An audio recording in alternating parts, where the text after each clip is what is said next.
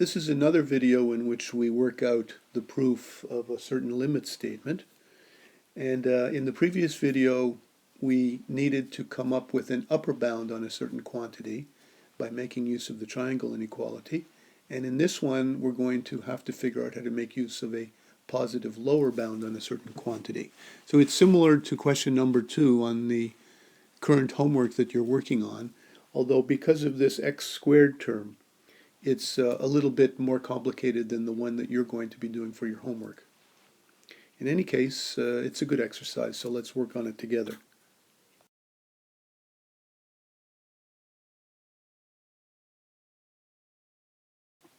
Well, I'd like to say a few words about this before I actually go ahead and figure out how to prove it.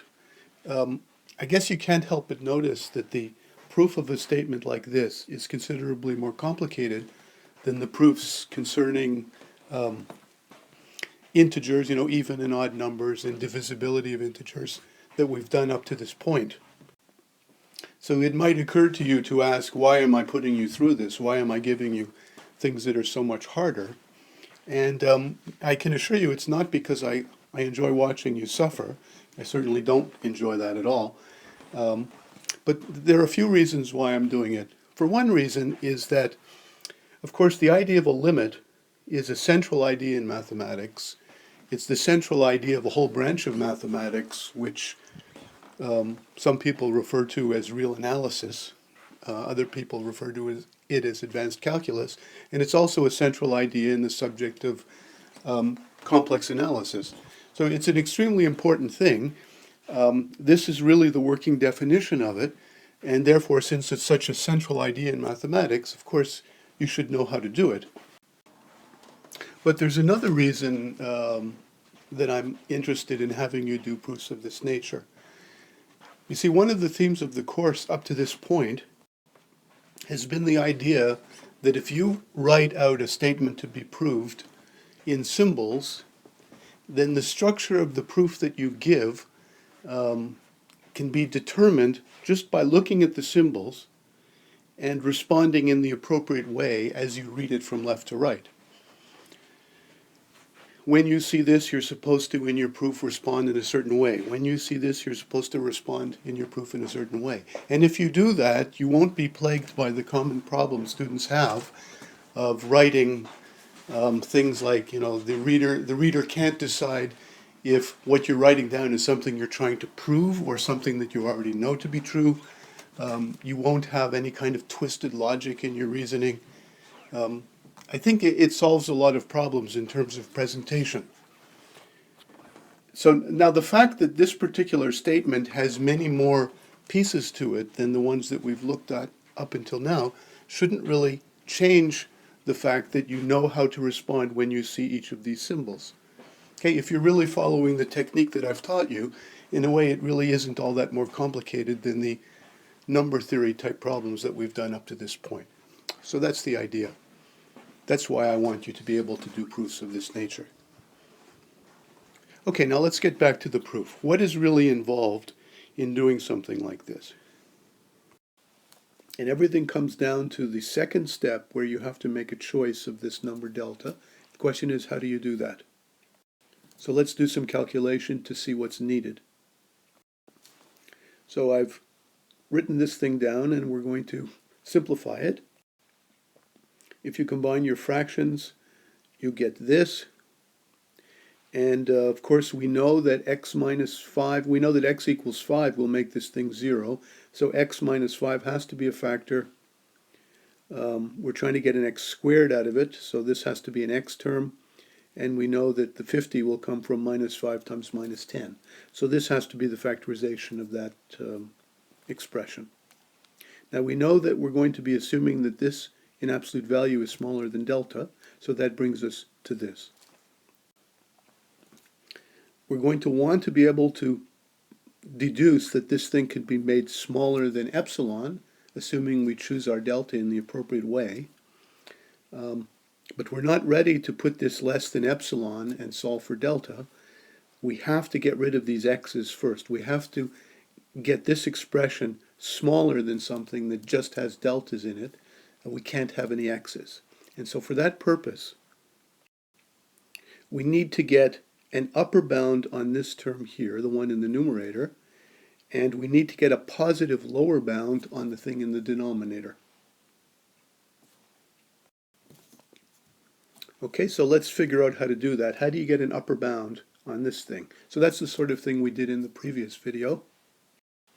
And of course, in order to do that, we'll be assuming that absolute x minus 5 is smaller than delta. And for simplicity, we're going to assume that we will ultimately choose delta so that it's less than or equal to 1. As I told you in the previous video, getting upper bounds involves using the triangle inequality, which says this.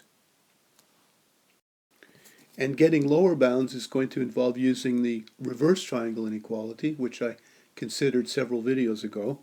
It says that if you have the absolute value of a sum of two numbers is bigger than or equal to the difference of the absolute values. Now there's a symmetry here between A and B. So you have a choice on the right-hand side if you're going to put absolute A minus absolute B or absolute B minus absolute A. One of those will be negative and the other will be positive. So you want this to be a positive lower bound. So make sure when you do your subtraction that you're putting the bigger one first. But let's first worry about the upper bound. We want to write the x minus 10 so that we see an x minus 5 appearing. So you can see I've done it here.